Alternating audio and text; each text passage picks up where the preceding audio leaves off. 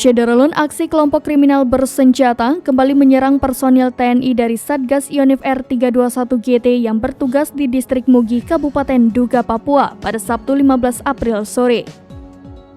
Dalam penyerangan tersebut dilaporkan 6 prajurit gugur lantaran ditembak, sementara 9 orang lainnya disandra KKB dan 21 personil lain yang menghilang. Hal tersebut diketahui dari HT Channel KKB yang berada di Pos Mugi. Di dalamnya terdapat pernyataan diduga KKB memberikan penawaran terkait 9 prajurit yang disandra.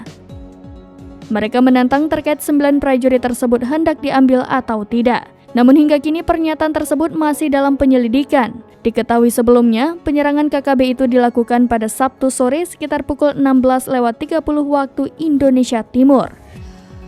Hal tersebut disampaikan oleh Kapendam 17 Cendrawasih, Kolonel Kavaleri Herman Taryaman. Ia mengatakan prajurit TNI diserang KKB saat melakukan pencarian terhadap pilot Susi Air yang masih disandra. Herman mengaku saat ini pihaknya masih melakukan pemantauan hingga belum bisa memastikan kondisi korban. Hal itu dikarenakan cuaca hujan dan berkabut sehingga tidak dapat berkomunikasi dengan aparat keamanan yang berada di sekitar lokasi. Herman juga memohon doa dari masyarakat agar semua prajurit bisa diselamatkan.